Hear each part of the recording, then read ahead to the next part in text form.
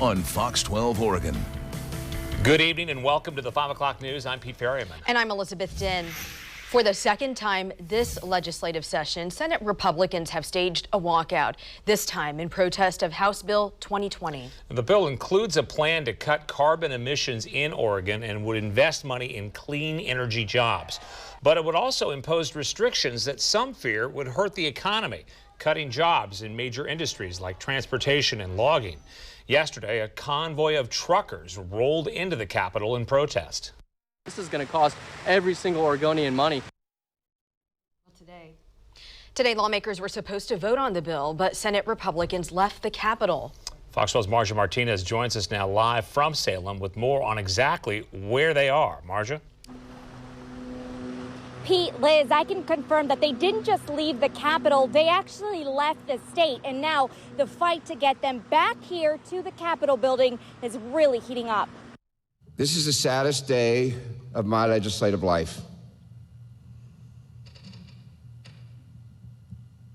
There is no joy in my heart for what I just read. Pure and simple, my heart is broken. 11 Republican senators boycotted Thursday's Senate meeting, postponing a vote on a controversial bill. President Peter Courtney, a Democrat, then hit back. I have dispatched the Sergeant of Arms to locate absent senators. Courtney announced the Republican Party will be fined $500 per senator for each day they're absent from the Senate floor. That's more than $5,000 a day. Governor Kate Brown later adding in a press conference she's authorizing Oregon state troopers to find the Republican senators and bring them back to the Capitol. But when I asked, she wouldn't say how troopers will go about finding them. The Oregon State Police Communications Director will be happy to answer your questions. OSP would not comment on its plan other than to say it wants a peaceful resolution. Republican Senator Tim Knopp, one of the senators OSP has been instructed to find, spoke with Fox 12. He confirmed over the phone he and 10 other Senate Republicans are out of state, where OSP has no jurisdiction.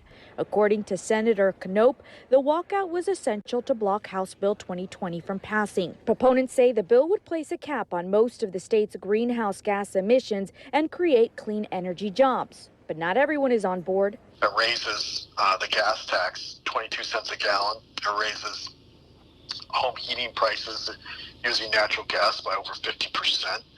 And it is going to cost Oregon thousands of jobs. The senator called the move to have him forcibly returned to vote on the bill disturbing and dangerous to democracy. And despite reports, what he wouldn't tell me, are you in Missoula, Montana? I cannot say. Senator Knopp says that the Republicans are willing to face arrest and are prepared to stay out of state until the end of this legislative session on June 30th, if it's necessary. Now, those fines that I mentioned will be imposed on them. Those go into effect tomorrow starting at 11 o'clock in the morning, but someone has already set up a GoFundMe page to cover the cost. Meanwhile, Senate Democrats are actually remaining on the Senate floor here in hopes that OSP will be able to locate those Republican senators and bring them back here for a quorum and for a vote.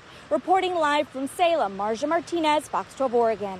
Well, this also isn't the first time Oregon lawmakers have walked out. In June 2001, House Democrats, including Kate Brown, staged a 5-day walkout over a redistricting measure.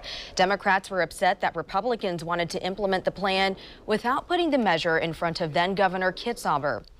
Now, we are going to stay on top of this bill and bring you any updates as soon as we hear them. You can also find the very latest information at our website, kptv.com.